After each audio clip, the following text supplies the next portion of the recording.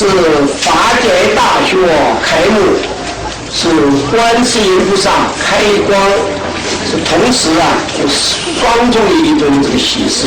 现在我们正式恭请中美国教总会的会长以及法界大学的校长宣花上人给各位讲话。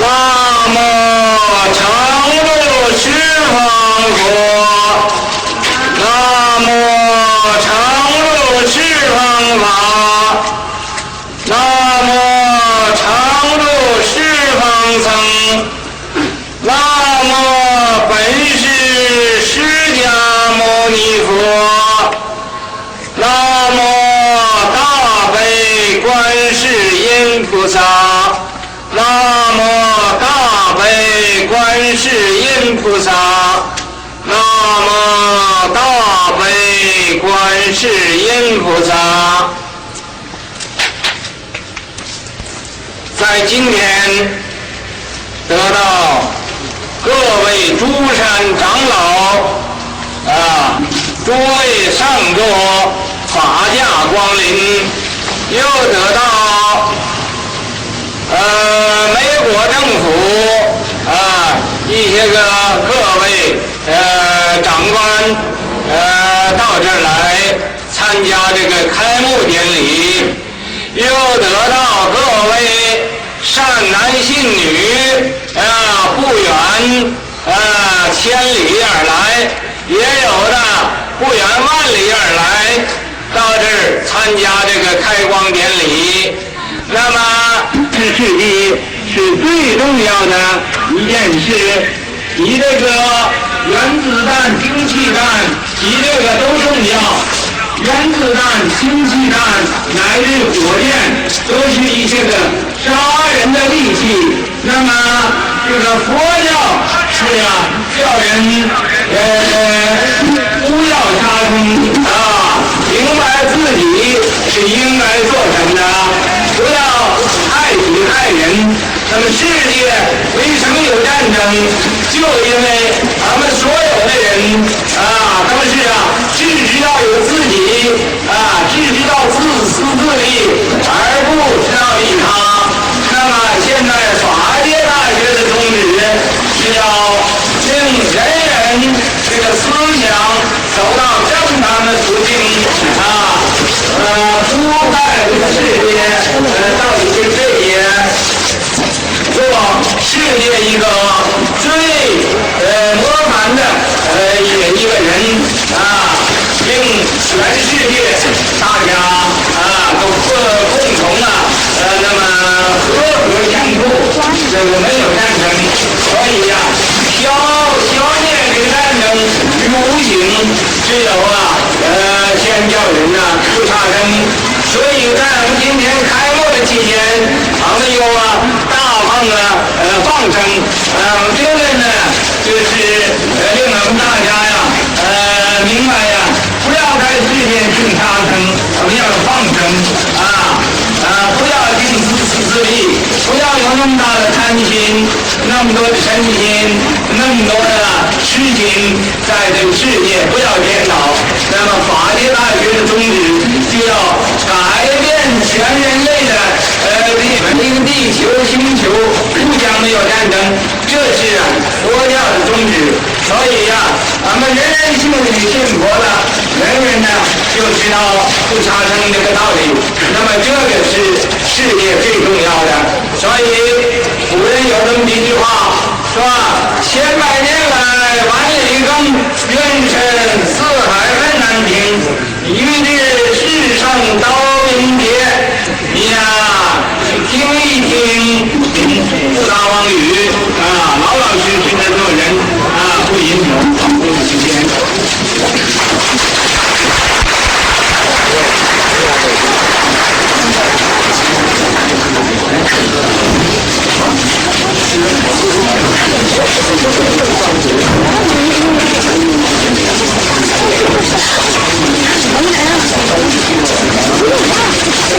Homage to the permanently dwelling Buddhas of the Ten Directions, homage to the Dharma of the Ten Directions, homage to the Sangha of the Ten Directions, homage to Shakyamuni Buddha, homage to the greatly compassionate Raji of Sangha. Today, we are very honored with the presence of all the selected representatives in state and local government, all the venerable high masters from many countries, our guests from all over Asia and America to attend this very auspicious occasion.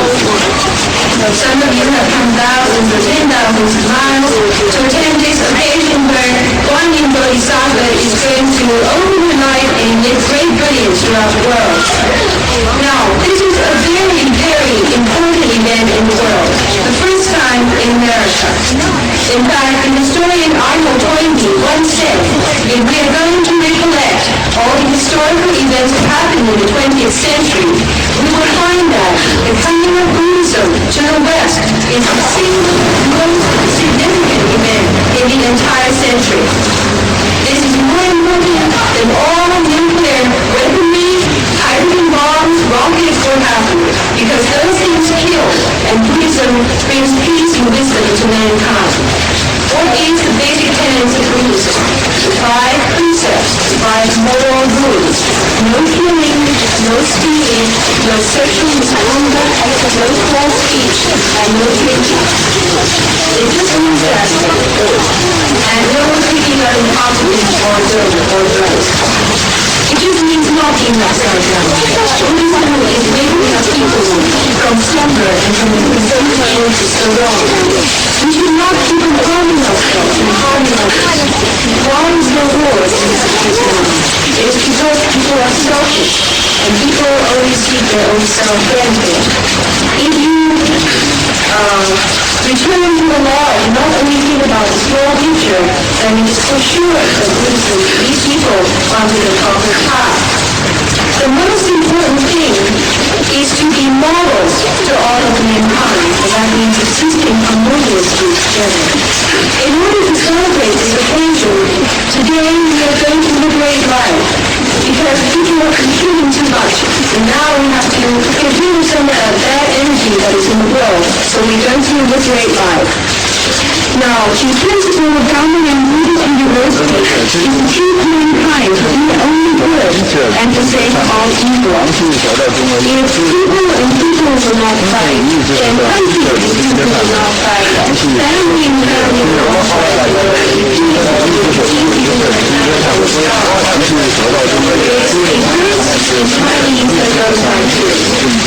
for thousands and thousands of years, still in the super and do not know how much hatred and resentment lies within. If you want to know the cause of all the wars in the world, the prize in this world is being held in the slaughterhouse by humans.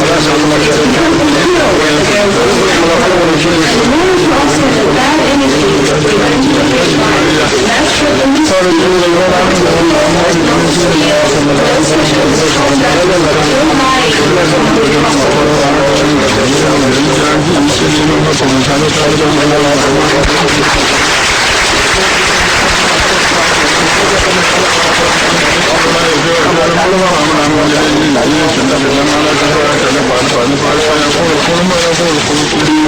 Final phase of this morning's ceremony here indicated the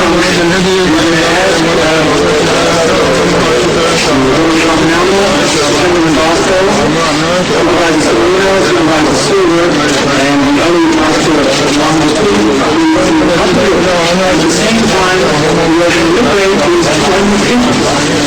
Now, why do we do this? Natural just explain why we do this. These people have a process from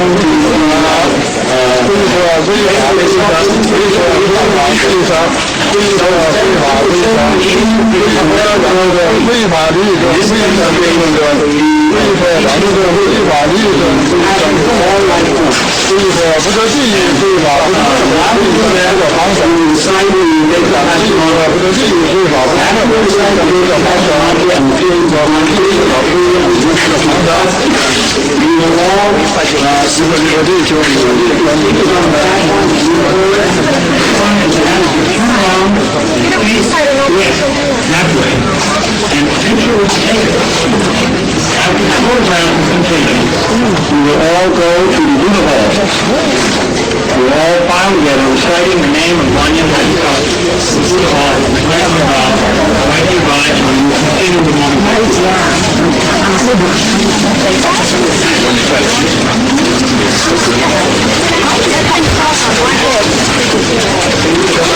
现在我们是恭请南安国法师王德福部长以及博士先生以及林果先生以及诸位在主持这个剪彩典礼。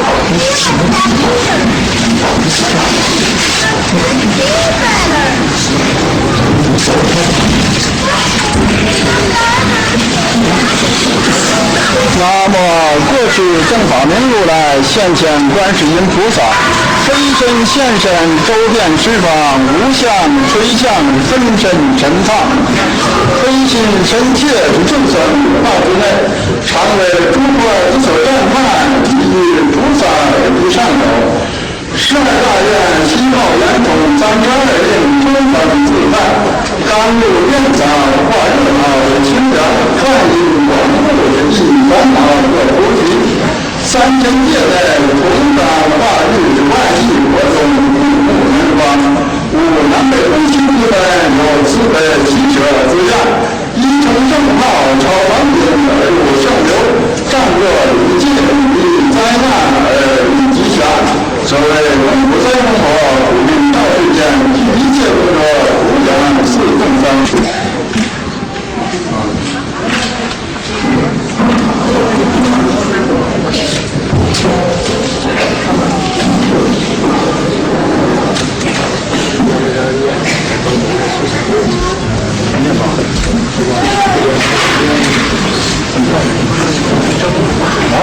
有这么是在那个有那个不是那个大我知道，有这个东西要在这个南边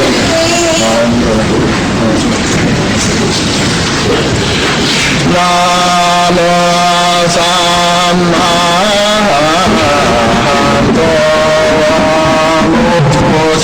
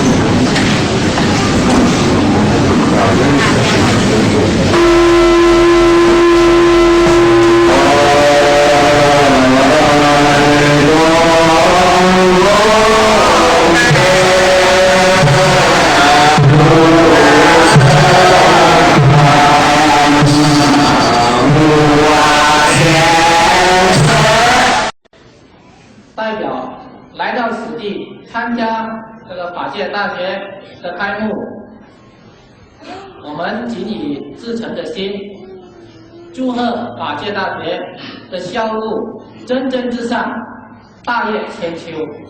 谢谢各位。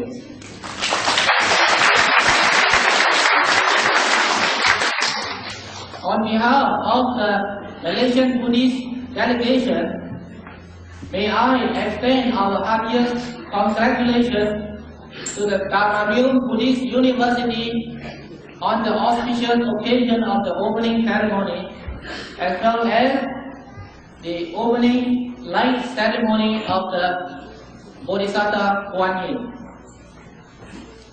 We are from Malaysia. I wonder if you have any impression about this country. Anyway, we feel very proud that last year we welcomed the Sino-American Buddhist Association and the Dharma Buddhist delegation to our country. The delegation's visit to our country can be described as unprecedented. It was a very successful one, not only in Malaysia but also in Singapore. Today, we can say with pride that Malaysian Buddhist and the Dharma Buddhist University has already worked very closely towards the promotion of Buddhism in this world.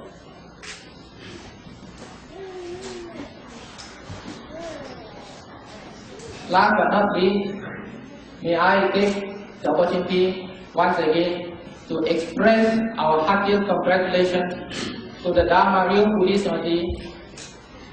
Thank you. Our congratulations.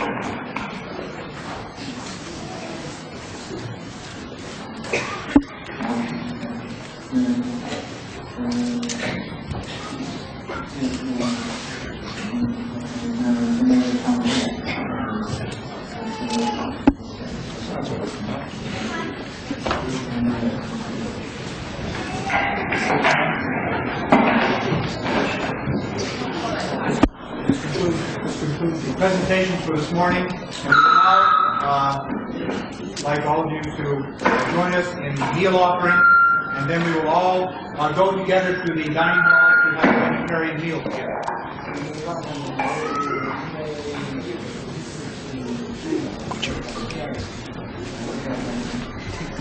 咁既然咧今日來賓咁多啊，可能要分兩件事。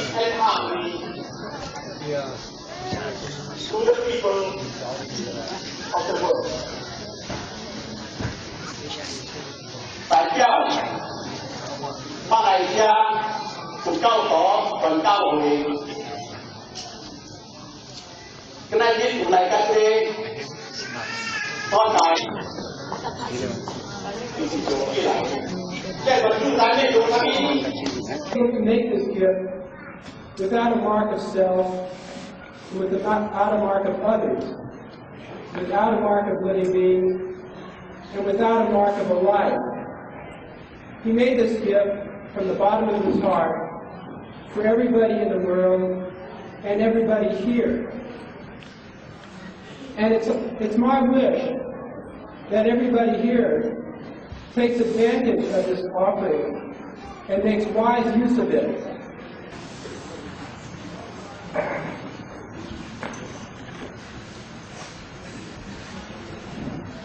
I would now like to ask our Master Hu Chao to say a few words.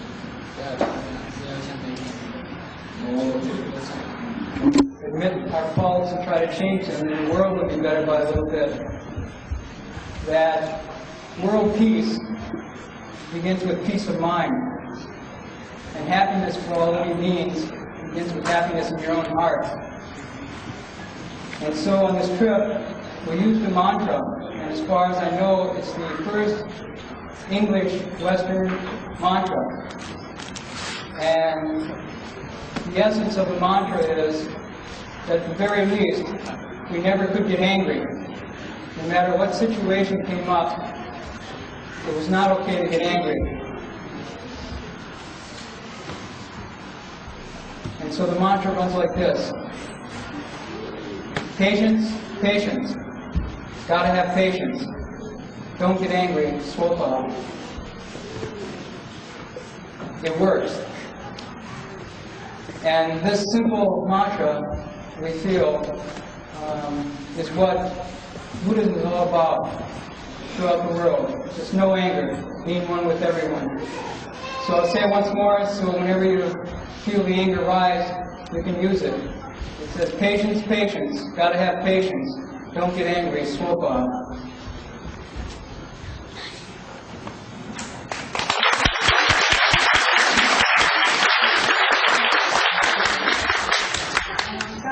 这位唐朝法师是恒指法师的护法，他们两位行着三不一拜，所有佛教徒的护法，他们两位行着所有佛教徒的护法，他们两位行着刚刚。I hope that all of you will be very, very sincere and listen very carefully to his words. He normally never speaks to anyone. For the last 2.5 years, he has not spoken during his bowing pilgrimage. He's arisen every day at 3:30 in the morning and worked hard all day, single-mindedly, reciting and bowing, and meditated late into the night every night until 12 o'clock. He's maintained the practice of never lying down. He's also maintained the practice of eating 1 bowl of food a day, in addition to not speaking throughout the entire bowing pilgrimage. He's done this for the purpose of single-mindedly concentrating his mind with one single thought of peace and happiness for all living beings. And so what he has to say today is very, very rare, and I hope all of you will pay very close attention to it.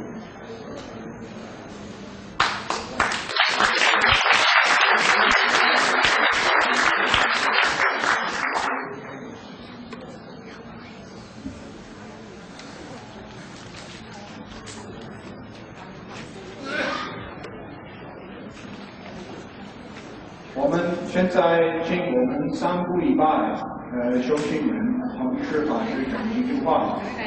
他讲的时候，我们要预先准备我们的心。为什么？因为他所做的是我们所有的众生不能做的事，他所忍是平常人不能忍的事情。他的骨干。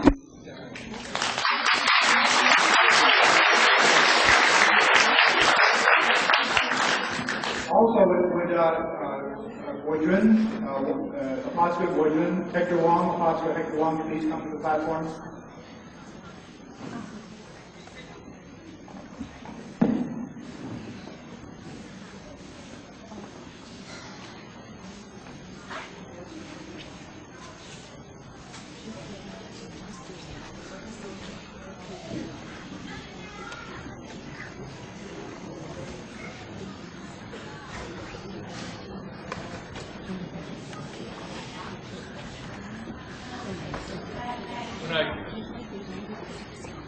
bowed through the gate at, this is last week, my feeling was one of deep shame, because I realized how hard everyone here had been working to make the dream of the city of 10,000 Buddhas come true. And I thought of how lazy I had been, and how insincere and how untrue I had been. All the days of San Luis Bai. And although I'm standing here talking to you all, every single one of the Venerable Abbot's disciples here, those who have left the home life and those who are still at home, all the cultivators here at the city of 10,000 Buddhas work twice as hard, 3 times as hard, and are 10,000 times as hard, as sincere as I was on San Luis Bai. And we all follow the Venerable Abbot's example in this way. He never rests. He has no thoughts of self. And I can't say the same for myself. But, as I say, although I'm standing here talking to you now, it's every one of the Venerable Abbot's disciples who have earned this position, who should be standing here talking to you now, talking in my place. And I really feel happy to be part of this city. All I can offer is 2 hands to work and another mouth to feed. That was my feeling as I came through the gate. Oh, here's another mouth to feed. I'm going to have to really get going and start to work hard to earn the food that I eat every day. Because everybody here works from morning to night. Everybody here holds vows. Everybody here is mindful of the Buddha, the Dharma, and the Sangha. We're all part of one Sri Bodhisattva's great compassion heart. So that's the message of the city of 10,000 Buddhas, is that everyone is the same. Everyone is going to become a Buddha. And the other thing that I felt, and I felt it today as well, was that I haven't begun to take the first step to repay the kindness of the Buddhas and the Bodhisattvas, to repay the kindness of my teacher, to repay the kindness of my parents and elders. Their kindness to me has been boundless and infinite. It's as tall as the mountains and as deep as the ocean. And I hope that just by being true, by really being mindful and cultivating the way with a single thought, with a single heart, that I might be able to pay back this debt of kindness. And I still owe a huge debt, and I'm going to work hard. That's enough about me. I wanted to say, sing one more thing to you all, and I hope everybody will join me. It's called the city of 10,000 Buddhas. It's called the city of 10,000 Buddhas. It started with a vow to bring enlightenment to every living thing. From the man who brought the Buddha and the Dharma and the Sangha to America to build a new foundation. It's called the city of 10,000 Buddhas. It's called the city of 10,000 Buddhas. Everybody sing, you know. Instilling virtue in the children, filiality is number 1.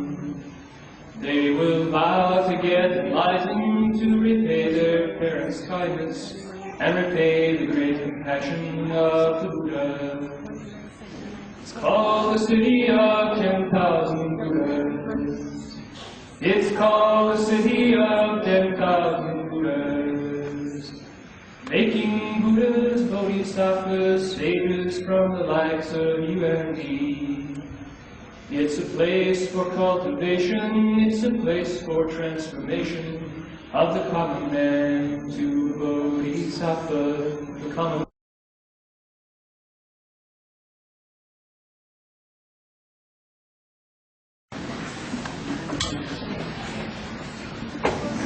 And the objects of our desires, the more pain we bring upon ourselves. And so we have the Buddha coming into the world to teach living beings a way to get rid of suffering. by learning how to control their minds, how to get rid of the source of suffering, get rid of their greed, hate, and stupidity. 现在可以说一天比一天科学发达，不过一天比一天我们人的精神就衰败，这个世界一天比一天缩小。在这个世界，所以有我们释迦牟尼佛来到这个娑婆世界，教化我们怎么样可以离苦得乐。这是要把我们每个人心里头的贪心、嗔心、痴心放下，要修戒、修定、修慧。里面有一句话：儒教修行，在得佛法，非但口言而得清净。那么还不到2个礼拜以前，我和洪潮一起拜过去我们万佛城大门那儿。我心里有一个思想，怎么样呢？就是我回光返照，就想一想我过去2年半的时间怎么样过去。那么我那个时候觉得非常非常惭愧，因为我认为有我，可以说今天有我在这儿对你们各位讲。可是呢，万佛城我拉血为流的那不一样。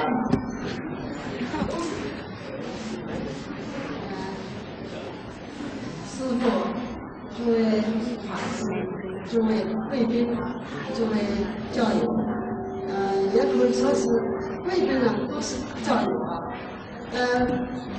我呀，实在的是，弥陀，还有 Good Mother， 还有 Good Son， 一个东还有 Good Mother， 还有 Good Son。I feel I'm really not qualified to be part of this very auspicious program, except that as a non-Buddhist here to celebrate this wonderful opening, perhaps instead of speaking as one mother, I could speak for the parents of all the left-home persons. In the few days I've been here, I've absorbed a little of the atmosphere, I believe, and the total dedication, the devotion, and the loyalty of all of the monks and nuns and lay persons who give so much time and total energy. And this is the fruition of all of their labors to have this historic occasion. I've also had a small sample of the wisdom of the Master who was responsible for all of it, and now I understand what it's all about. So I just wish that I were the age of the very smallest child here, so that I could come back many years to see this exciting place develop. Thank you.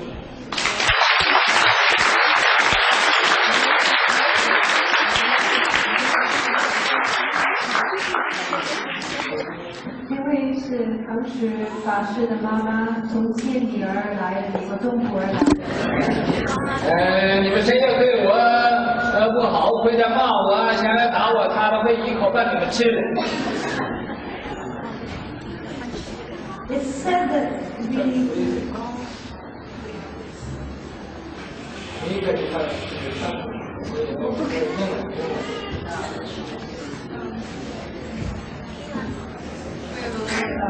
Our master, I'm sure the master's favorite tigers are he's really fierce.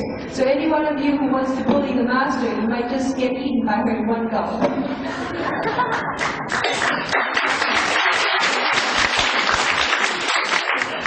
It said that the Buddha Dharma is also the Dharma of living beings, and also the Dharma of the mind. And I think there are many kinds of people here, but they fall really into two categories.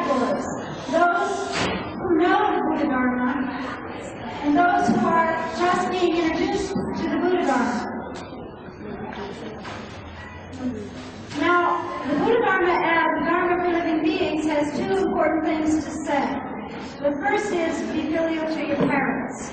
It doesn't matter how young you are or how old you are. You should always remember that. The second is to follow the rules. The rules are not to kill, not to steal, not to commit sexual misconduct, not to lie, and not to take intoxicants and drugs.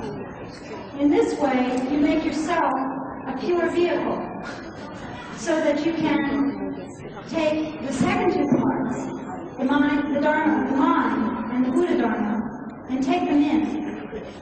If your body is pure, and you've been good to your parents, then you can quiet your mind. And if you can quiet your mind, then you can absorb the principles of the Buddha Dharma.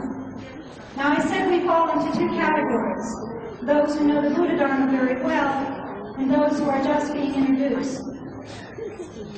But if all of us can be one in this way, that we always have the energy to act as if we just met the most exciting thing in our life, no matter how long we know the Buddha Dharma, then it will surely prosper all over the world. 可以说佛法就是忠诚法，就是心法。我觉得今天虽然我们有那么多人，我们分开两种，一个是很久认识佛教，一个是刚刚现在读到佛教。说忠诚法，两个最重要的，第一个是要孝顺父母。你给他那么多烟干什么？他怎么抽的那么多烟？因為佛咧唔係煙筒啊。如果你要供應佛咧，其實如果嗰個香爐上面已經有3支香，就已經好足夠㗎啦。唔好咧爭支老頭嚟燒香，你應該燒你嘅心香，唔係話爭住啊頭先咧呢個壇啊直情着咗火嘅，有1、2次。咁樣啊，太唔公平了。这着火不可以的，我这儿没有这个规矩，我的规矩是不可以上这来上香的。可以上出嚟上香嚇，呢個太迷信亦都係太貪心啦。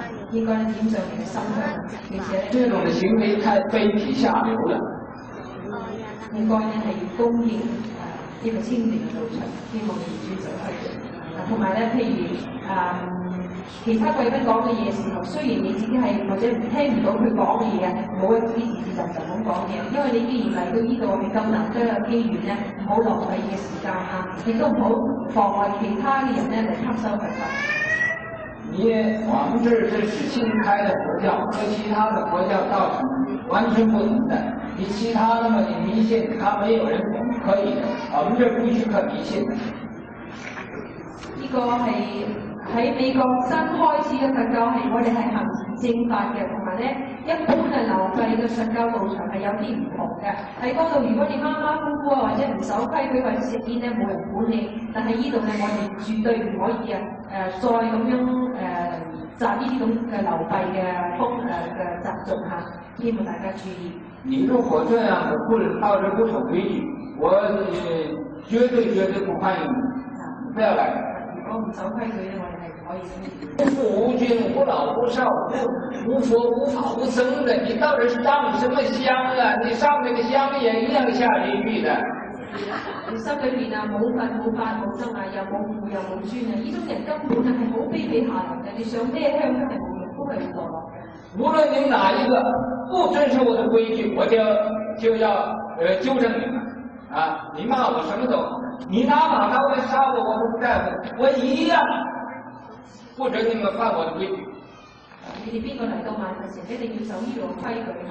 無論咧，你就算要鬧我哋上嚟又好，或者你用把刀要殺佢都好，如果你唔守規矩，你一律都係唔歡迎嘅。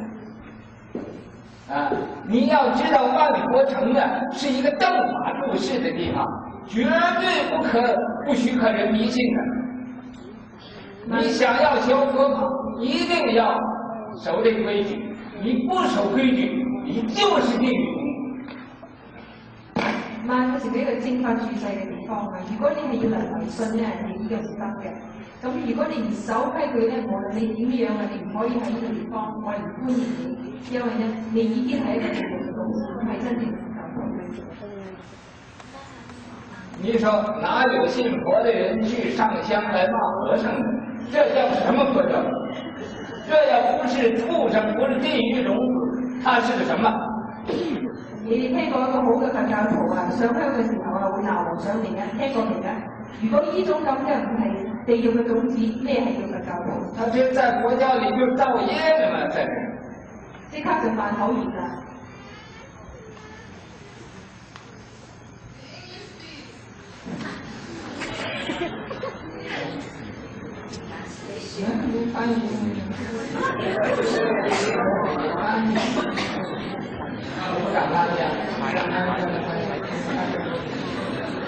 ！Today there were some people who came here and didn't follow the rules.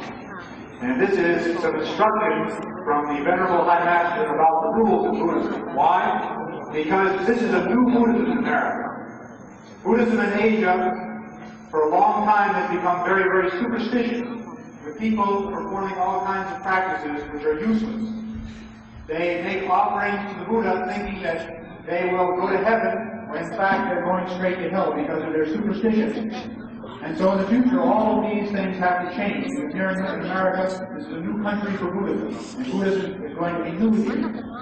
The very, very fundamental basic rules of the city of 10,000 Buddhists are that no one is to come here and smoke cigarettes, and no one is to come here and drink.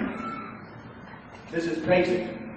After that, everyone should follow along with the ceremonies as they're conducted. Today, half of the people ran out of the Buddha hall, scrambling over to the kitchen to stuff their mouths full of food, while the High Master... They're all hungry ghosts, that's all you are. They all ran over to the kitchen to stuff their mouths full of food, while the meal offering had barely started. After you haven't even bowed to the Buddha, what kind of food are you going to eat? This is putting the cart before the horse. It doesn't matter who you are, you can't do it this way. First the offering has to be made, after the offering is made, then you can go and eat. There's absolutely no place in the world where you can find the principle of first eat and then bow to the Buddhas. This is being disrespectful to the Buddhas, disrespectful to the Bodhisattvas, and terribly disrespectful to all the High Masters here. And so in the future, this will not happen. And so the Master has...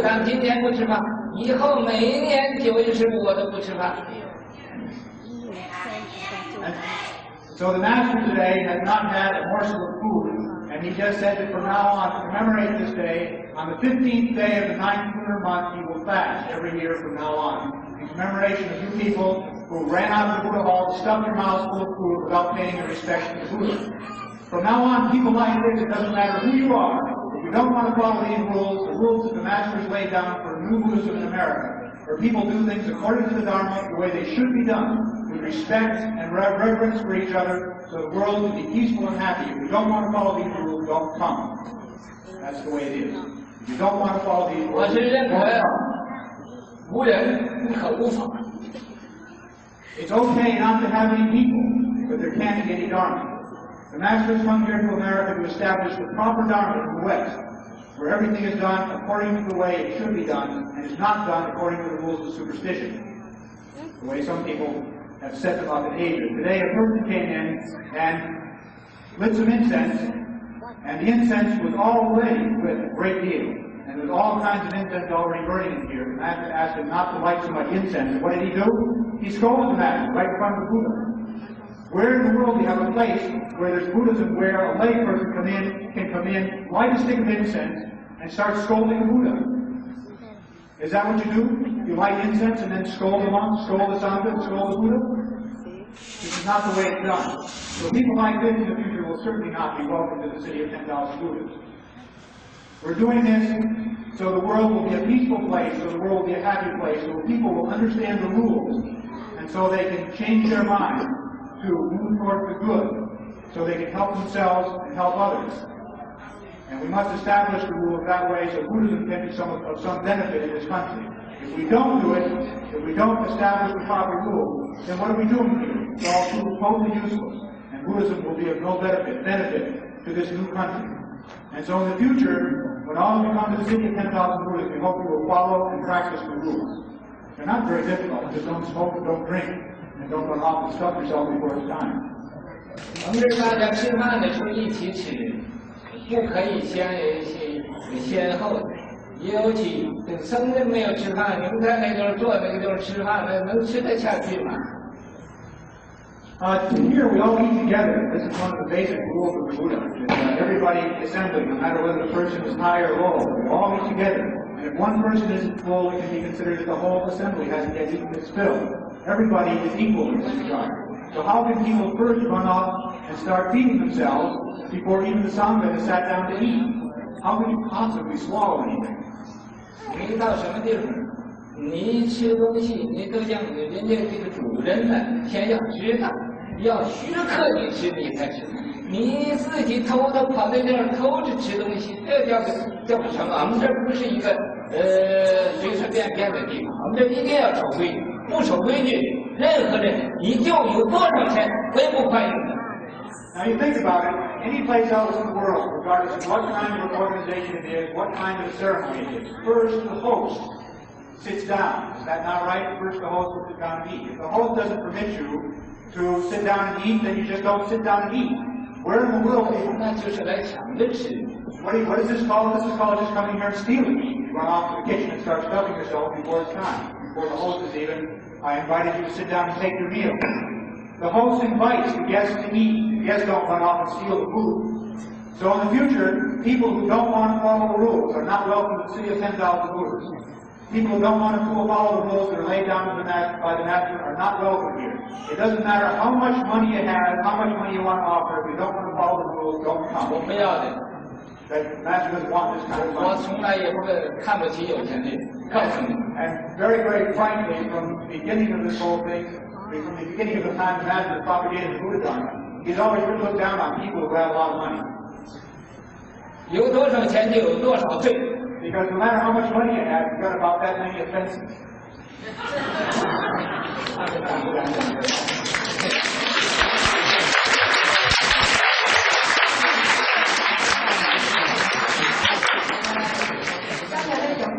上供嘅事我中間嘅時候咧，好實例。其實如果喺佛教裏邊講，我哋真係好丟架去丟架嘅。點解咧？邊個都佛教徒嘅人咧都應該明白。你喺食飯以前，未俾僧人食飯，你自己就去到廚房將自己塞飽個肚嘅，呢個完全唔合法。好似唔好講喺佛堂裏邊，你去主人家，人請你食飯，你都要個主人請你上床飯先。 冇話你經過主人請你嘅通知自己就走去廚房咧，將自己塞飽咗。今次咧，似一班餓鬼，係咪你話講得係咁樣？而家咧，未供佛菩薩。你不高興，我也要這麼說。你哋唔高興咧，都要咁講啦，因為呢啲係真實性㗎嘛。Because you will very happily accept anybody's scolding. 是呀，你不怕你那個舌頭將來做拔舌地獄，隨便罵我歡迎的。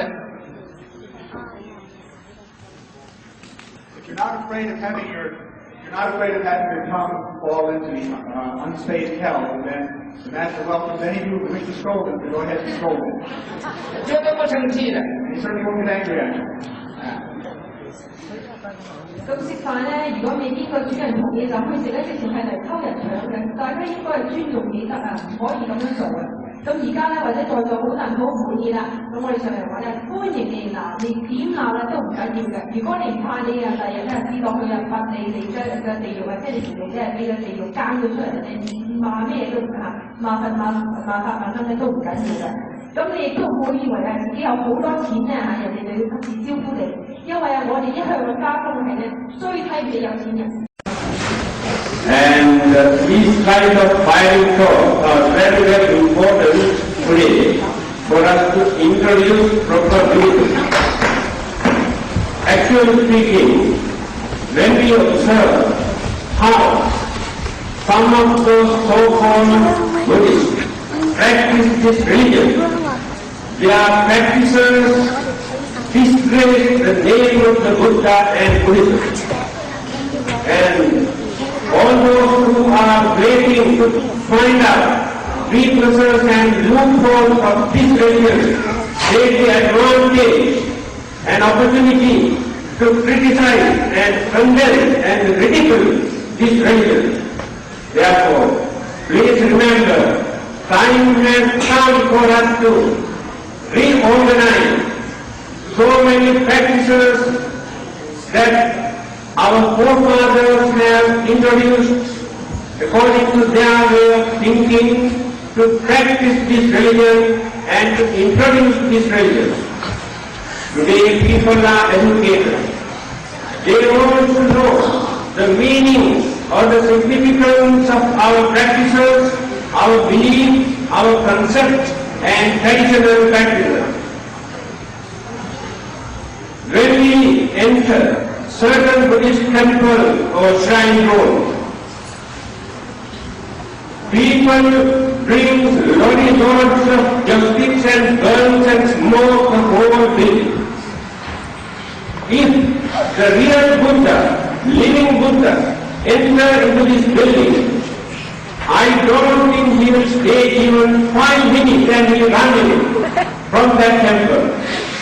And he goes out and asks people, who introduced this kind of religion to you? Did I tell you? Then what are you doing here? We have forgotten what the Buddha has taught. He is the most rational, most enlightened religious teacher, most liberal-minded religious teacher who tried to wipe out superstitious belief, a stupid idea, silly idea from our mind. But what we are doing, because of our religion, we are trying to enrich our stupidity and ignorance. How many people have realized these things? I am very happy to see at least there is one religious teacher who got the courage and backbone to open his mouth and advise his disciples, teach his disciples how to practice this religion, how to discipline. If there is no discipline, where is religion? Sila means discipline. The whole teaching, our Buddha Dhamma, based on this pillar, discipline. After that we have to cultivate the other practices. If there is no discipline, if we do not know how to behave, where is religion? Therefore, I am very happy to see how this Dharma Master trained his disciples, trained his devotees. Here in Malaysia,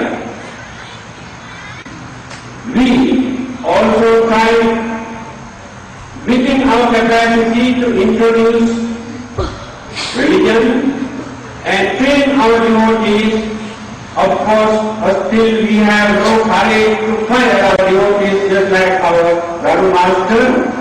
However, we are happy that we could manage to gain the ground and people started to realize. Recently, we have renovated our shrine room and announced no more justice here inside the shrine room. Now they have realized. And before that, I would like to mention few more words. You have regarded me as a trustworthy person because some time ago you have appointed me as one of the trustees of Dharma University. And today, you honored me, giving an honorary degree.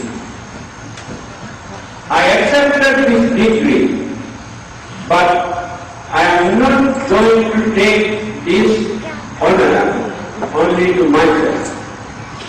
I strongly believe that if not I am entitled to receive this honor because of our Malaysian Buddhists.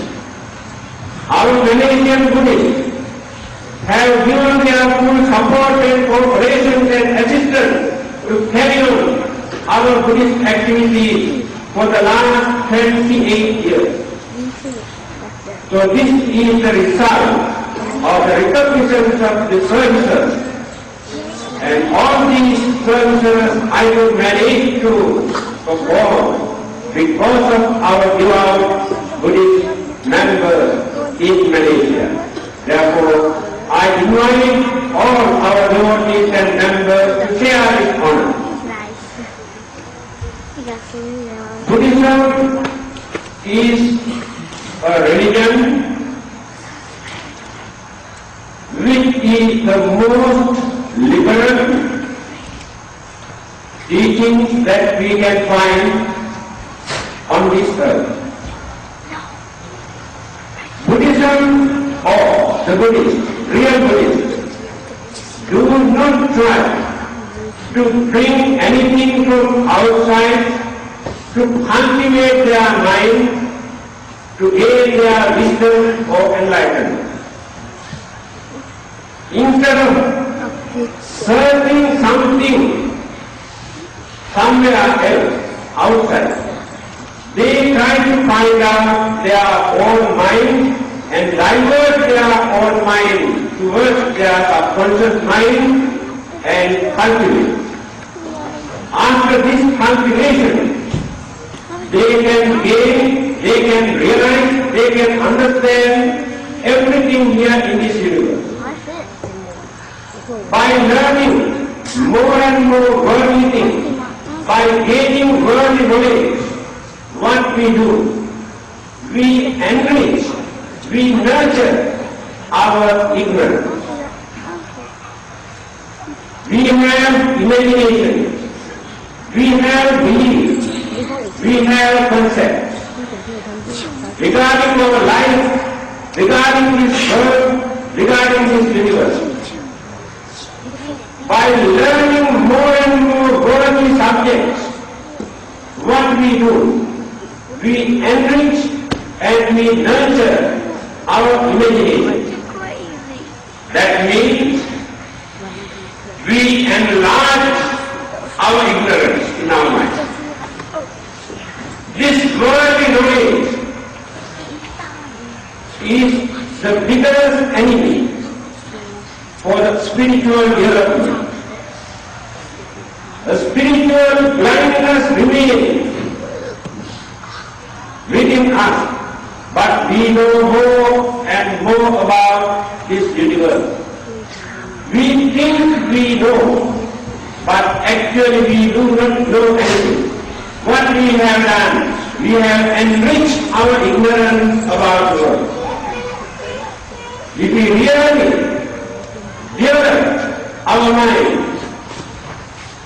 in proper manner, not only here, worldly things, or not only about this universe, beyond this universe, there are many things for us to understand. And this understanding comes to us through the cultivation of and the development of inside, not outside.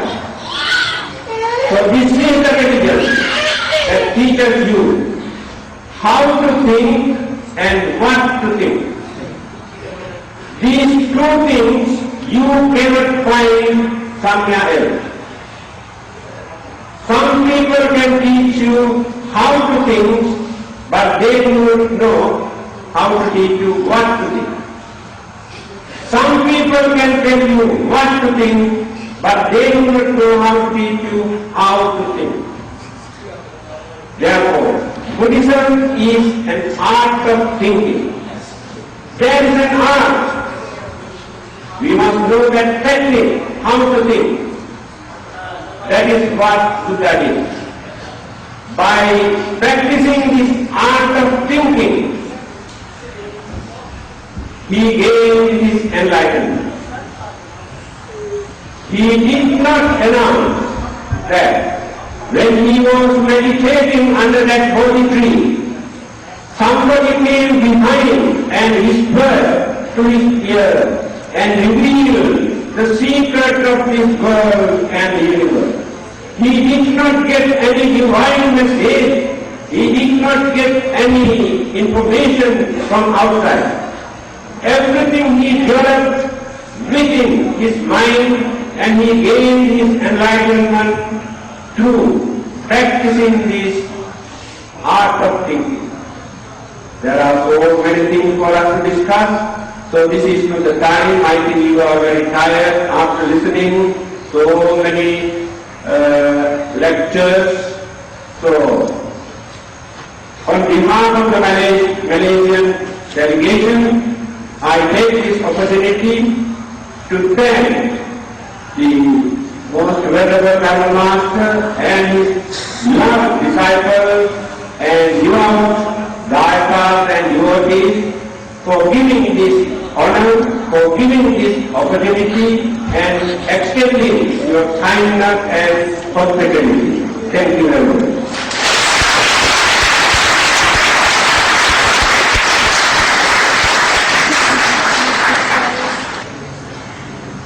Are the students at Stilling Virtue Elementary School here?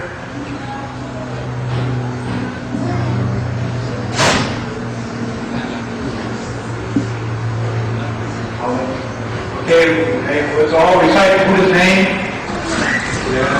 Let's all get together and sing, I'm really lucky to study Buddhism. Okay? And we'll all recite Buddha's name and bow Buddha 3 times, and then everybody can take rest.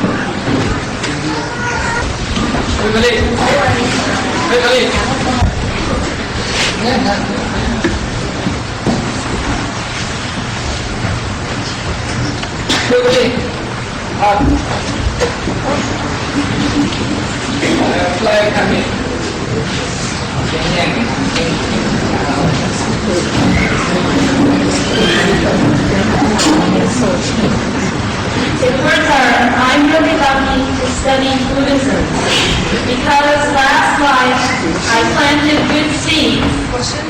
Now in this life I've met good friends and a good known one to teach me deep wisdom. I think that I will go to Buddhahood real soon. I hope so. My Dharma friends and I together will go to perfect enlightenment.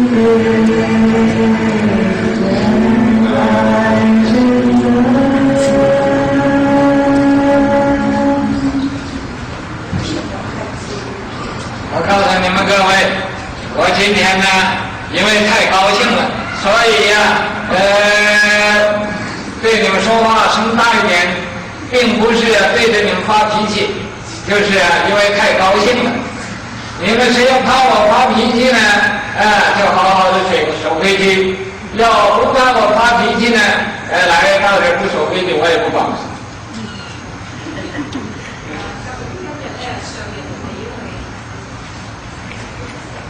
係高興啊，所以同你哋講嘢咧大聲嗰啲，並唔係話對大家發脾氣嘅。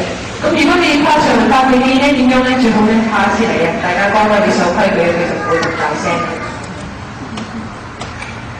The master was extremely pleased today, which is why he spoke so loudly at us. It certainly wasn't the case that he got angry.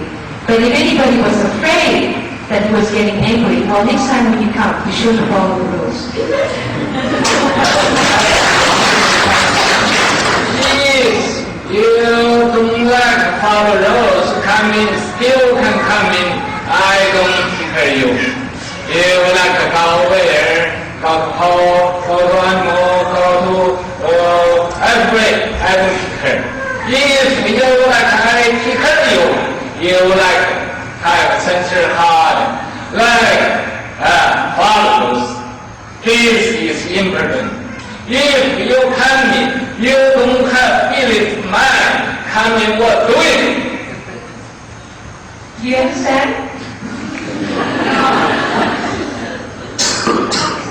If you want to come to the city of 10,000 Buddhas, and if you're afraid of being scolded, then you just better follow the rules. If you're not afraid of being scolded, then you can come here and do whatever you want. But the master won't take care of you. If you want the master to take care of you, then you've got to follow the rules. Because if you don't follow the rules and he doesn't take care of you, then he doesn't care where you go. Maybe you go to the hells, maybe you go to the animals, maybe you go to the realm of the hungry ghosts.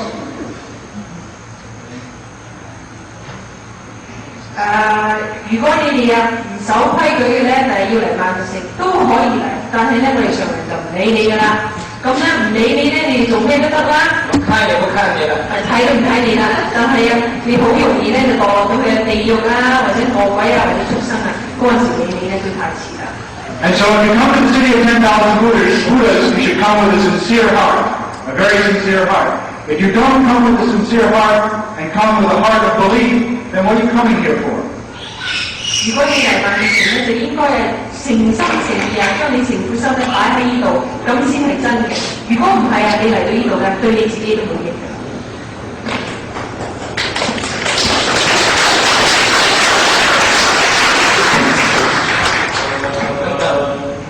万佛城所有的出家人、在家人是动死不攀缘，饿死不化缘，穷死不求缘，随缘不变，不变随缘。报应我们有三大宗旨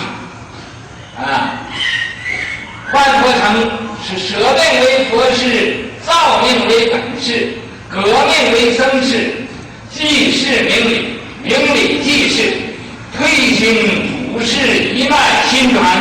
我们是冻死天空战，饿死天路行，绝对不向这个金钱去低头的。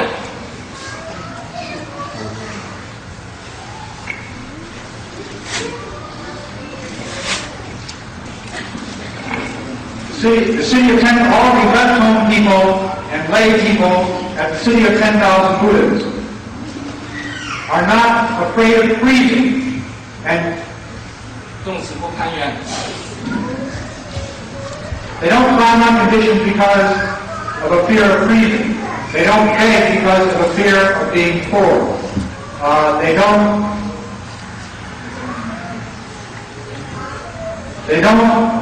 go around climbing on conditions or begging for fear of being hungry. They accord with conditions without changing.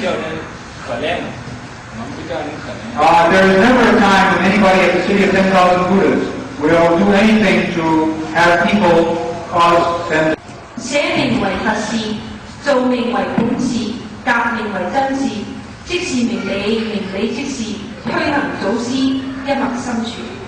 我哋係餓死迎風站，凍死迎風站，餓死被套行嘅，即係咧，就算自己冇錢啊，我哋亦都唔會啊彎低頭啊去貪人哋嘅錢嘅。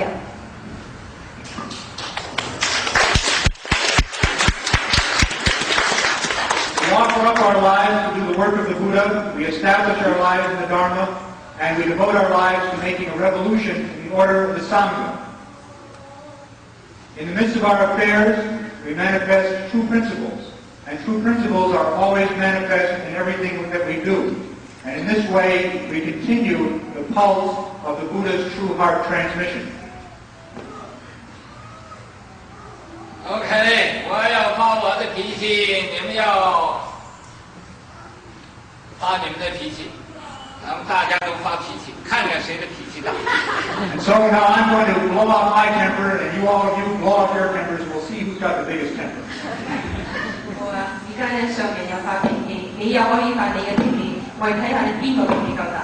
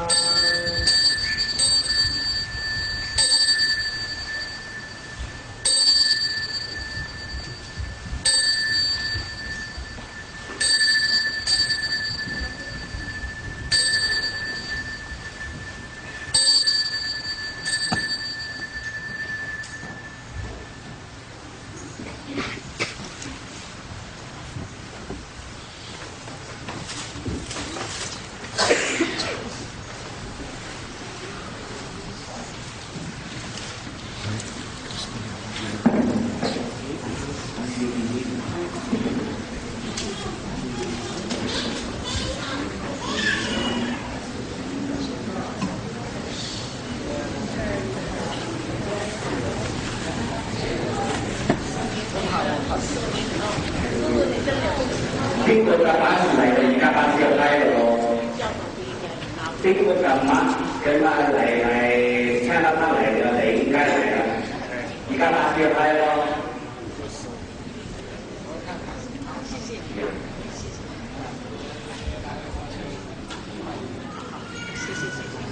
我領獎。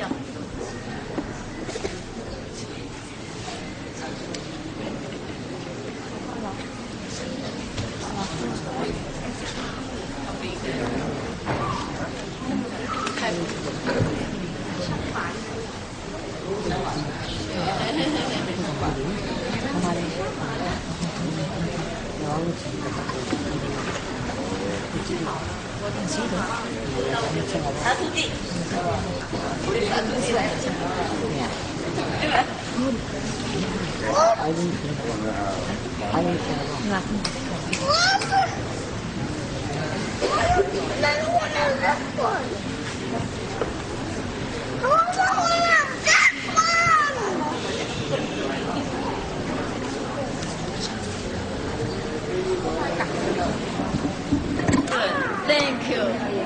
Yeah, thank you. Yeah. 谁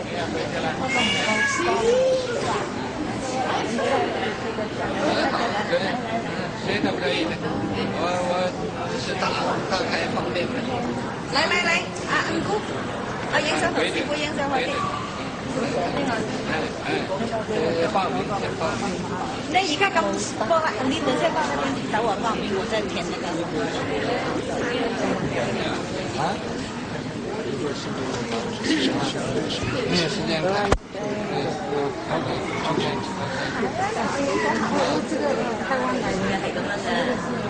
喂，我影快啲嚟啦，師傅唔得閒啊，陣間。今晚揾一個人影。你到那儿報名去。我哋影啊，到那里人好多。他也。啊，好的，你跟着我来现在去好吗？好，我这边啊，我要拍照。我住在这啊，我等一下要回去。啊，你现在可以把你写下来，我等一下搞个照片。也可以企业，中国我都不记得。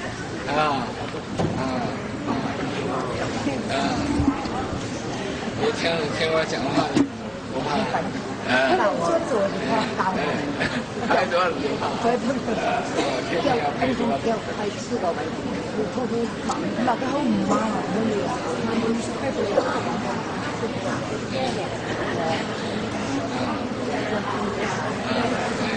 你女儿没来？我的女儿啊，跟着这个滴水去上这个巴士了。他们是这个2个礼拜到那个雅各达里，今年就这个一个文学，就是用英文教他嘛，他是向着他原来有好他一个人是我的师傅，通年的师傅，所以师傅就拔宝了，我现在来宝山。现在我就从师傅那里拔宝了，哇！明天今晚7点半啊？明天。今天早上7点半。明天早上啊！他们连都忙要走啊！哎呀，没有很多。下次你趕唔見啊，我不該講，我要再來。對咯。很關鍵啊！很關鍵。这个好东西啊！是不就是了？是累了天了，太累了。师傅啊，今天呢，我行李喺飛機場仲未拿好。丢了吗？丢了。吃掉了，就想下着急。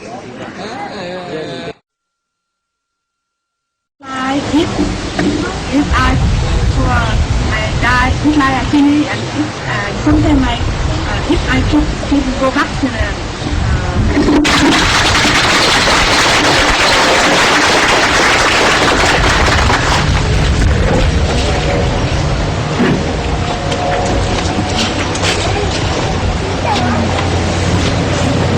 本来嘛，我愿意做得上，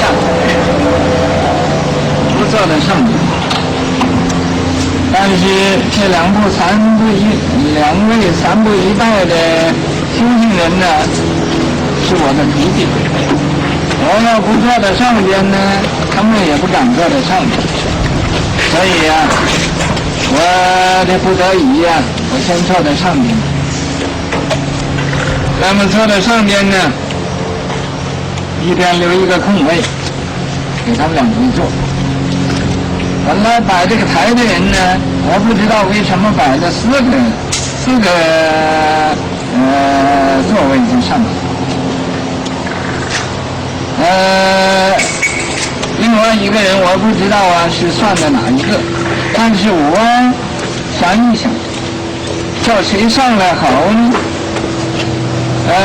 叫果丹上来，果行这就不合处。叫果义上来，或者果修也合处。说这个做师傅的完全不公平。那么虽然这是坐在上边和下边没有什么分别，但是这个人呢就是这么奇怪。你有一个境界来了，你做的不太公平啊，他就要找麻烦。所以那么我叫果龟把这个凳子拿下去一个，你们谁也不要争啊，谁也不要喝醋，谁也不要妒忌，谁也不要占利。我跟你讲，他们专门的。Originally, I wanted to sit down. I did not want to sit on the platform today. 但是在我们长春这里，我们长春一带的中国人呢，是有个习俗，然后不是的中国人呢，还是有个老人的，所以呢。But these two cultivators who vowed are my disciples, so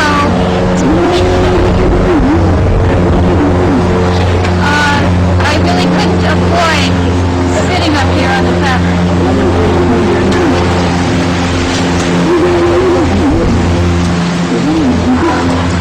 And there were two places up here for them to sit.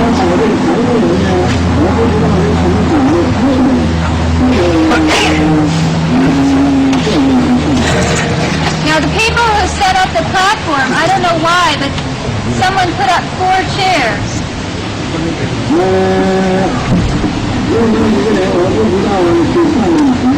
And I don't know who the 4th person was that they had in mind.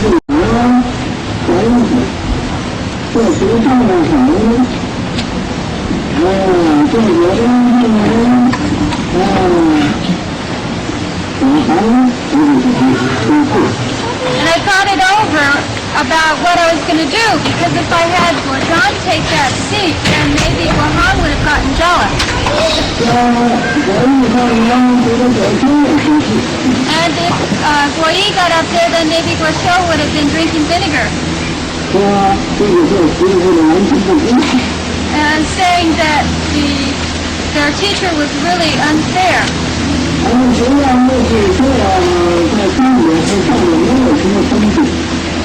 Now, although we know that whether you're sitting on the platform or you're not, it really doesn't make any difference. But people can be really strange.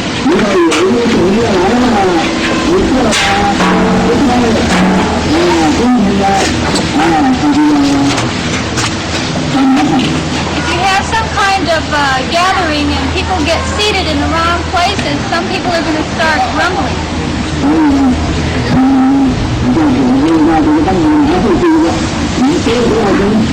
So I told Guai to take that extra chair away. And that way nobody would have to be jealous.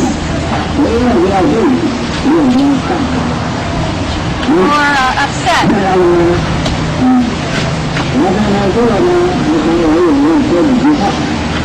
So as long as I was up here, sitting up here, I thought I might as well say a few words.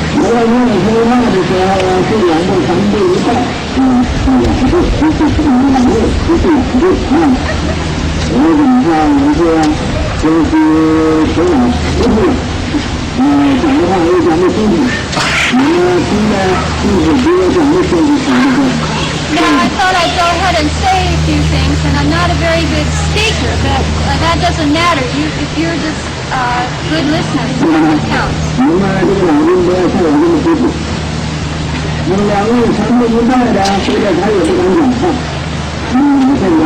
Now, maybe the two cultivators might not want to speak. So I thought I'd first sort of pave the way, sweep the road. And then once that was done, they wouldn't be afraid.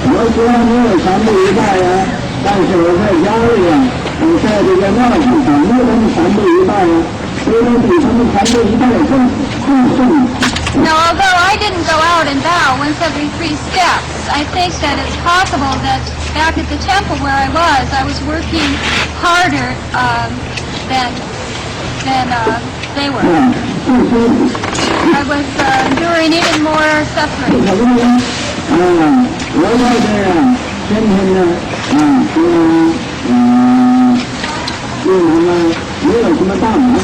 Now, why do I say this? It's because every day I was very busy helping prevent them helping to prevent them from having any big problems. 不是说我有这个能力。 That was what I was hoping to do. I'm not saying that I could do it actually, but I was wishing for it. 你这样那个没有什么好讲的，我希望他不是说遇到外国人。 See, you have to note I said I was hoping they would have no trouble. I wasn't saying I was keeping them from having trouble. So you should note how carefully this is phrased.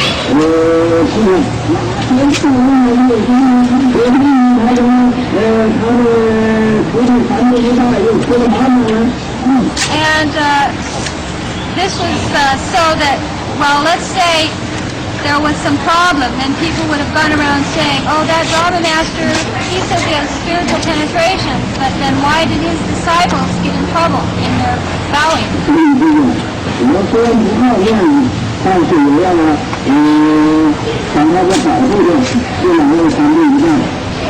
Now, it's not that I really care, but about my reputation in this way, but I still wanted to prevent them from, say, getting run over or in some other kind of an accident, maybe blown away by the wind or drowned. That would have been a problem. So that's why I say I may have been working harder than they were. 他们是我们在路上呢，甚至是一个一米半，这么样都不怕，所以我们现在所有。 So they were out on the road all this time, and they weren't afraid of the wind or the rain or the sun, the heat of the sun. And so nobody here today is allowed to wear a hat. Anybody that's got their hat on is successful as the cultivator.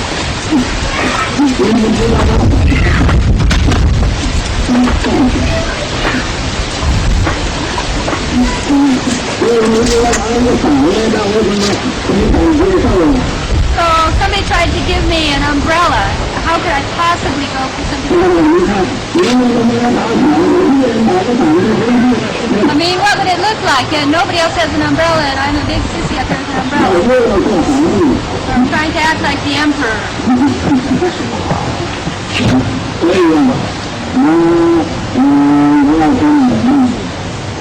So I want to be just like all of you. And if the sun is really getting to you, then go ahead and put your hats back on. Because I've got some hair up here. Doesn't matter. But those of you who have just shaved your heads, the sun might blister your head off. So you shouldn't do what I tell you to do. Because everything I say is half true and half false. It's not entirely true, and it's not entirely false.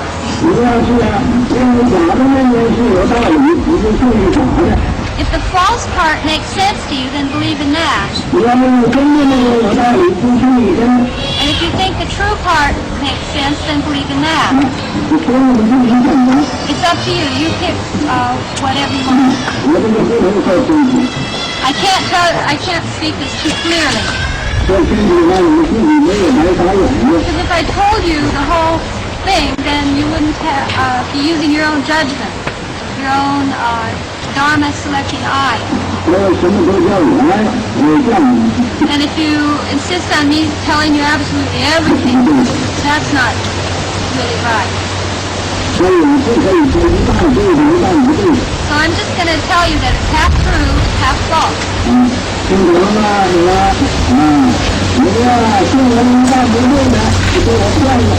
you understand now? If you pick the false part to believe in, then you'll get cheated by it.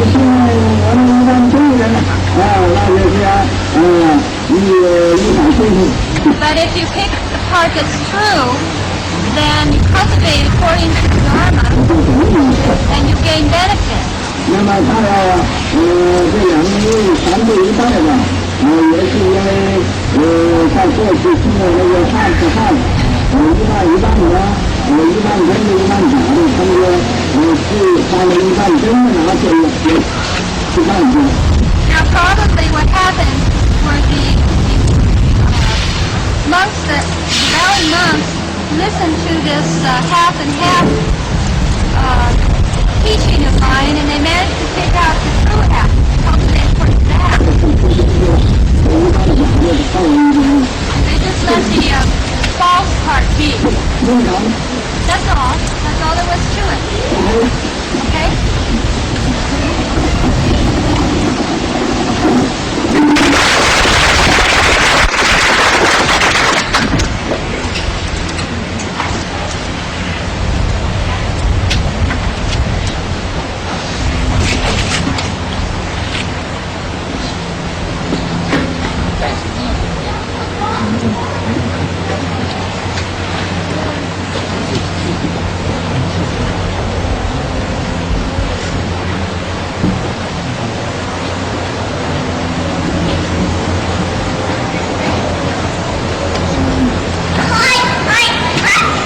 The master just asked me while we were bowing up if I had died yet.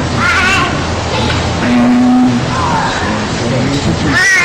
I should explain this so nobody will get the wrong impression that the master was maybe wishing bad luck on myself.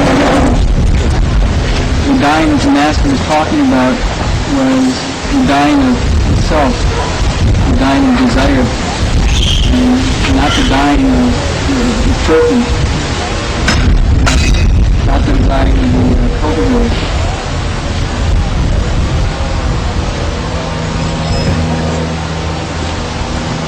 I should be really careful because everything speaks the Dharma. The wind speaks the Dharma. When I open my mouth and don't speak really truly, then retribution comes. And it's right here that disasters begin. So maybe this base is speaking the Dharma and saying, Hong Chao, this is a warning. Everything you say should be really true and right on the mark, and not the least bit arrogant or false, because if it's that way, then for sure something bad's going to happen. Not just for you, but for all living beings, because you're a left-home person, and because you're a left-home person, and everything you do is for everybody, and not just for yourself. So the wind was giving me a warning. Be really careful. So I should listen. And that's really what I want to talk about. That's an example of the Dharma that we've learned from 2.5 years of bowing. Is to be really true and really honest and really straightforward in everything we do. A Muslim came up and asked, why are you bowing? And I said, we are bowing to try to get rid of disasters and calamities and suffering in the world. And he said, well, what do you mean? Do you mean man-made disasters like broken homes and unfilial children and car accidents? Or do you mean natural disasters like earthquakes and tornadoes and floods and famine? And I said, we mean both, because both are the same. Both come from the same source. And he said, I don't understand. And when Hung Shu and I started this program, we didn't understand either. We were brought up in a Western society, educated according to the best scientific traditions, so quite naturally, we didn't believe in anything but our egos and ourselves. We didn't believe that, as it says in the Avatamsaka Sutra, all karma is born of, all retribution is born of karma. That is, everything that happens to you comes from what you do. So we decided that it was a matter of life and death to us. To be really careful of what we were doing on Sanjay Bai, to run a little scientific experiment so that we would have something to share with people who didn't believe this, because if you don't believe this, then there's no way to end suffering. No one saves you but yourself. No one can and no one may. You yourself must walk the path. Buddha's only show the way. So the Master says he speaks half true and half false. If you don't know which one to follow, then you can be in really bad straits. If you know which one to follow, then every day is happy, every day is peaceful. So I wanted to share just a little bit today of some of the experiments we ran on Sunday by and what we learned from them. And I really seek the compassion of the Avatamsaka Assembly of Buddhas and Bodhisattvas to help me make sure that my words are true and not arrogant or false for the sake of all beings.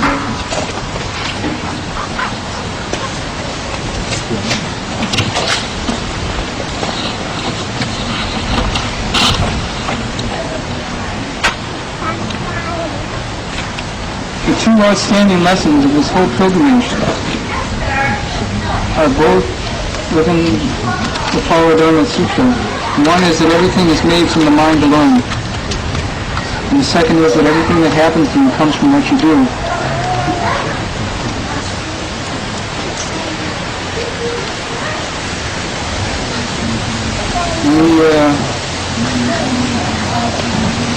First day we started out in Los Angeles, we found this to be the case. Right away we met all manner of strange people and beings who came to test our vows. They came to test, I'm sure, silence vows, and finally sisters were given to talk. They tested our vows not to get angry by really pushing us up against the wall with testing situations. And in all of this, we were instructed right from the beginning that no matter what happened, we couldn't fight and we couldn't get angry. And that all we could do is use kindness, compassion, joy, and giving to deal with all situations. This was really hard for me because I'm used to fighting. Not so much with fists, but with words and with thoughts. And using to push my weight around. And this is just another kind of fighting that doesn't work.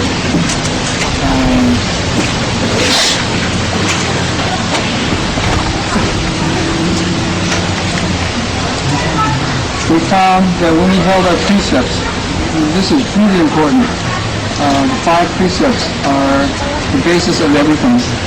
If you can hold the 5 precepts, not only are you assured of never being born in the lower regions as a hell, a hungry ghost, or an animal, you're always assured of being born at least as a human being. This is really important. And if you keep your vows, if you make vows and keep your vows, then wherever you go, you'll be okay. We found this to be the case when we started bowing and brought up to Vandenberg Air Force Base. And at this time, incredible storms came up. I guess you'd call them typhoons. The winds up to exceeding 100 miles an hour all throughout the area. And heavy flooding. Trailer trucks and semis were blown off the road, and whole little towns were completely leveled by these winds.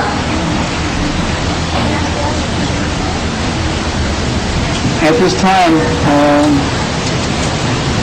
we hadn't really done anything too bad. So we kept our precepts pretty much, and we were holding tight to our vows, and for some reason we came through okay. We never got touched by the winds, and we never really got touched by the rain. Wherever we went, who was ever looking after us and taking care of us was really compassionate. And we came out okay. In fact, days went by when it was pouring rain and it never rained on us. And as soon as we started false thinking about, gee, it's not raining on us, we got drenched. There have been times when we could actually feel the presence of, I don't know what to say, protecting spirits. Not only of our teacher, but spiritual beings around us, protecting us. This happened at the beginning in Los Angeles. I'm sure at one time had a vision of one south just before an accident took place, and there was no accident as a result.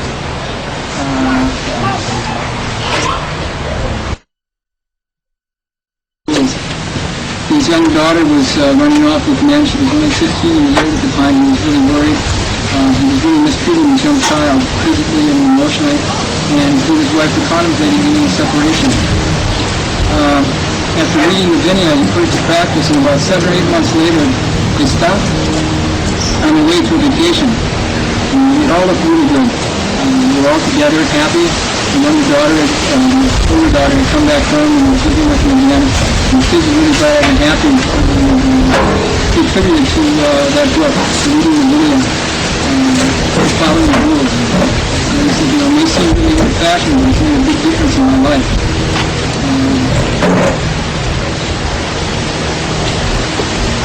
So we really found that all our problems come from selfishness, and all disasters come from greed, anger, and stupidity. We've seen this in bigger ways too. I want to talk about these because they don't often get talked about. I'm sure I've been really skeptical about these things, but now I've come to really believe them.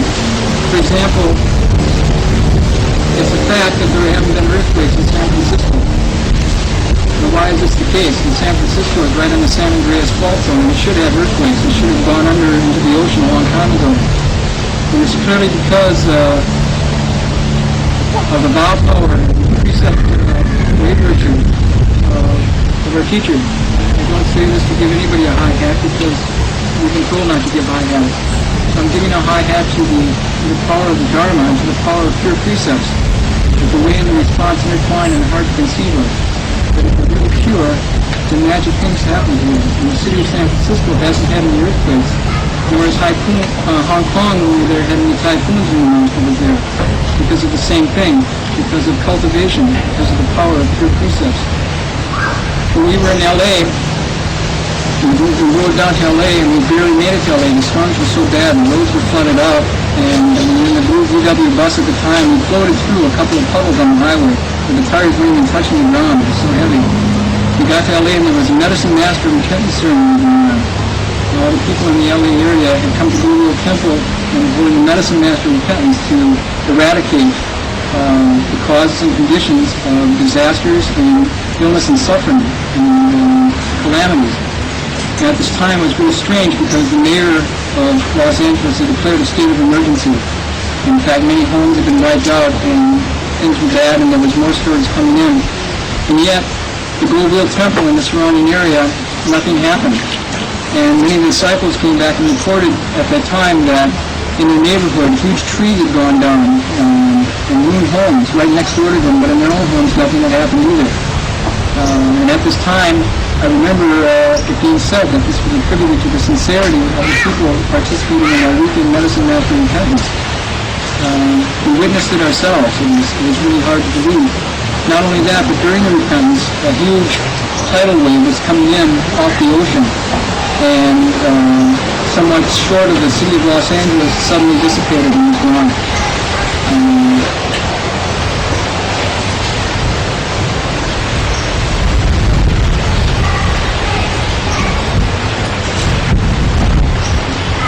With every thought, with every act, with every word that I'm sure I've ever said or done or thought of that has been marked with greed, for food, for fame, for wealth, for sex, or for sleep, has brought us trouble, has brought us disasters.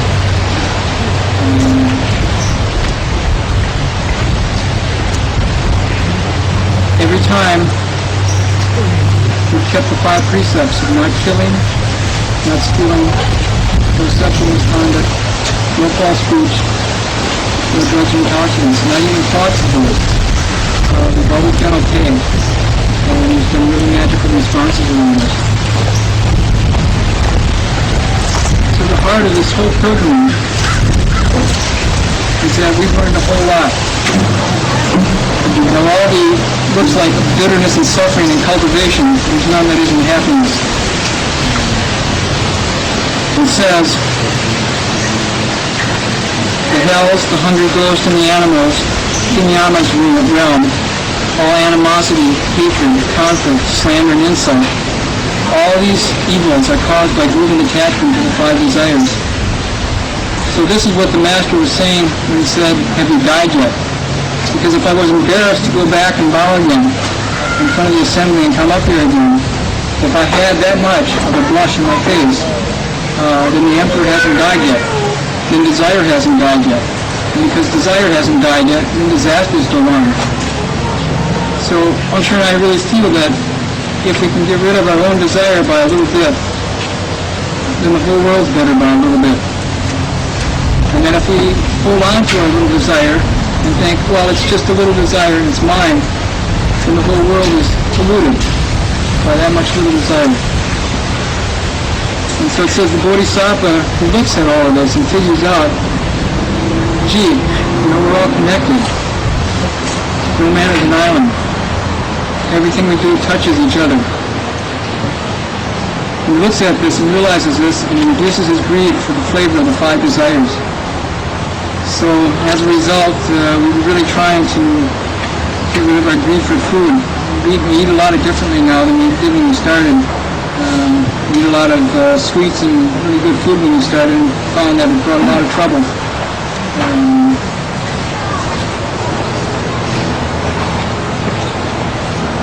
I've really tried to control and reduce my sexual desires because more than anything, this is the heart of all desires. Because of I grieve for others because I can't see through myself, because I'm confused about myself and confused about others. And because of that, on this trip I almost died because of my sexual desire. In fact, it was in Malacca during the Asian tour that the fruit of my sexual desire came to ripeness, and I almost died. If it weren't for the compassion of the Master, I would be scattered back to the 4 elements right now, and who knows where my soul might be. For sure in Kinyama's region. And so that taught me a lesson, that what's sweet has really bitter fruit. What looks bitter really brings a sweet heart, a sweet mind. And so it's been a little easier because of that to put down my grief for women, and to see really clearly that it's not women, but it's my own selfishness that I can't turn around. And so it said, once you stop seeking, you can stop worrying. And then you can reach true ultimate happiness.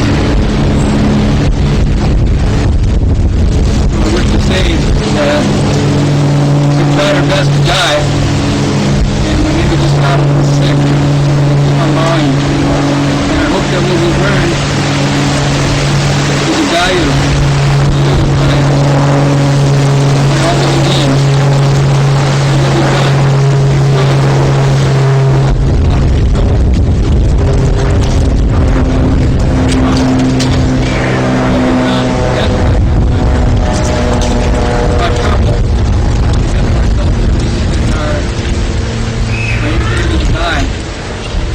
You all die too. I hope we all die together and get reborn together.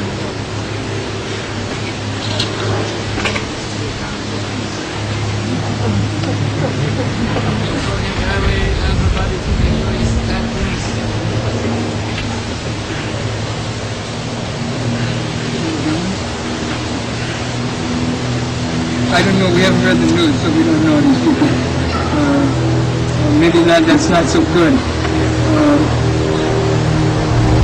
But I hope you die anyhow. I hope we all die together. And I hope we all stay together and meet time and time again to cultivate the way together and help each other reach the path. We transfer at the end of our day of bowing to the city here, to all living beings, to end disasters and calamities, and so that all of us together can accomplish Buddhahood. And I really hope that this may be so. So, I've got my hat on today, because I shaved my head and blister.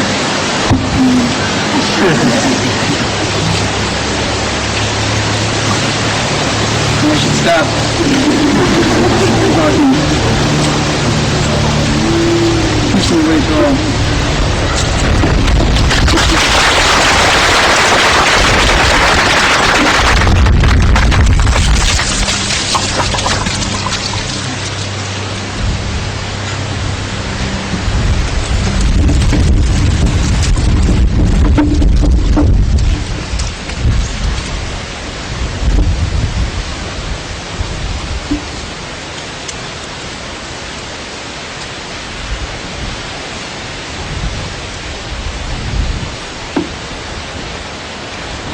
不知道这个果婷啊，也很久没有讲话了，就发了讲话的神经了，所以一讲就讲了100个钟头。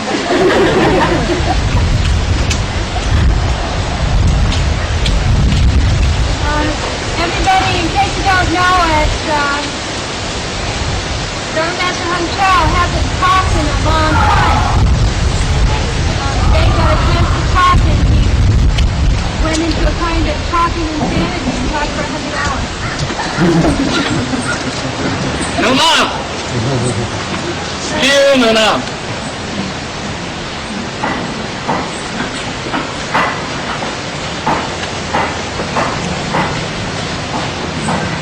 他也不管你们在这晒的怎么样，晒干了、晒死了，他都不管的。Pay any attention to whether or not everybody was just sitting here hiding in the sun and getting all dried out, peanut butter and dried to death. 我是受不了了。I personally can't stand it.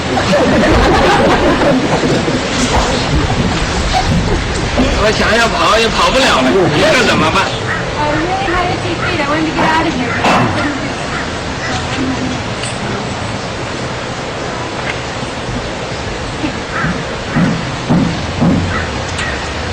我不再多讲一句话了，多讲一句话他会出汗。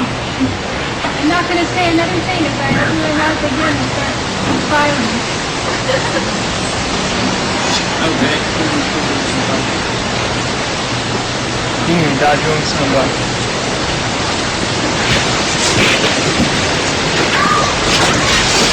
请坐下，请你们坐下啊！我就是要你们坐下。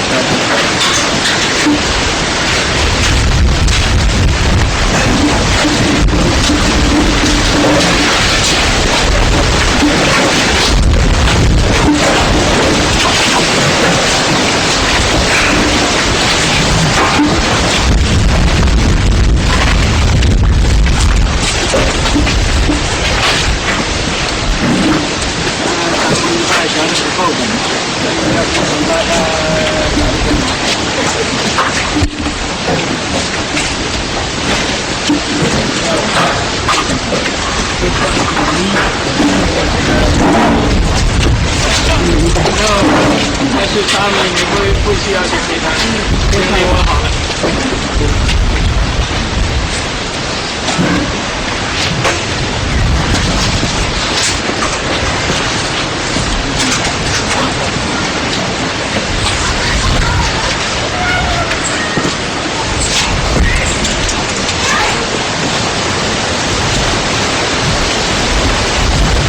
我不多讲话，就是要简单地说几句。我讲的最要紧是信心，这个信心是不要如果要讲半天也讲不完，讲了多年也讲不完。这个信是无经法当。那么我自己这次3个礼拜可以说有什么就以前没有的，现在有信心。那么信什么？就信佛、信法、信僧。那个《华严经》里边二回向菩萨，这个金刚这个不坏心这个菩萨，他有10个不坏心是什么？他就信三世一切佛，他也信菩萨，就是连初发心菩萨他也发信心，那么他也信一切佛法，他也信一切，还有不坏心对于所有一切佛教，佛的教训。那么他也对所有一切众生也发不坏心，那么不坏信心。他也对于所有一些白经法也发信心。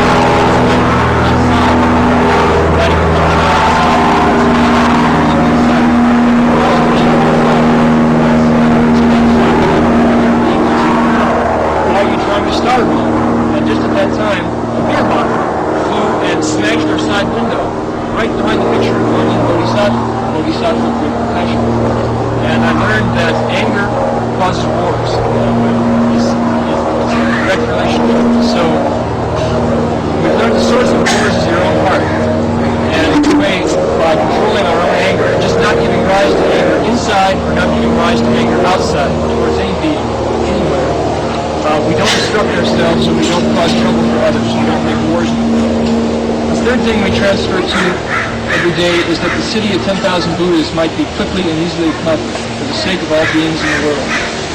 And we really believe, we have indestructible faith, that this is the source of a lot of goodness in the world. And as I bow to everybody in the assembly and cause you trouble, the Master says, I'm bowing to 10,000 Buddhas. I'm bowing to 10,000 Buddhas in your hearts, and I'm bowing to 10,000 Buddhas in my heart, and I'm bowing to 10,000 Buddhas in his face, all around.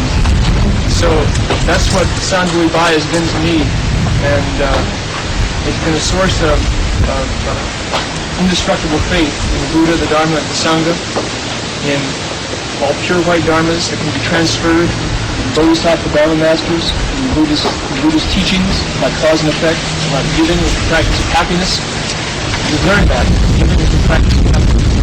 And I vow to all I have indestructible faith in Bodhisattva Dharma masters, indestructible faith in the Buddhist spiritual penetrations, indestructible faith in the clever expedient means of great bodhisattvas who can take ignorant living beings like this one, and no matter how greedy, no matter how hateful, no matter how many false teachers they can trick us into going towards the good.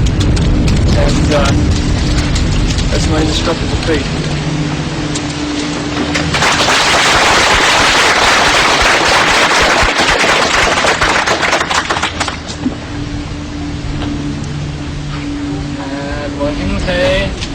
Now, then still have amper in that. You are ready to see is the amper, no amper.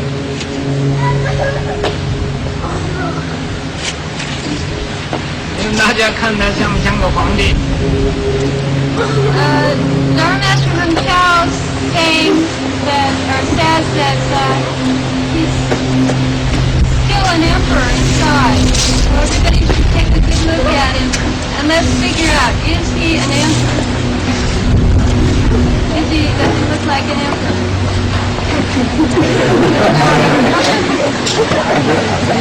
一个是皇帝，眼睛里面是皇帝，这个手把是皇帝，而他是皇帝。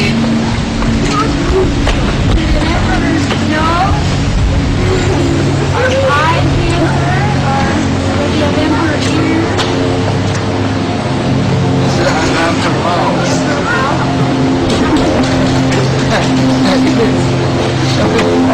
Just exactly what is it about him? Or what is it?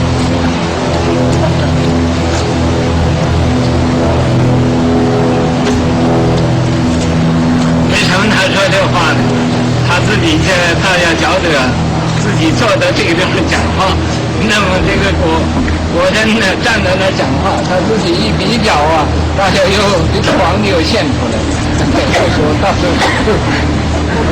Why am I bringing this up? Because he's figuring out now that he sat up behind the podium to lecture, and Dharma Master sure was still down on the ground, so he probably figured he needed the emperor showed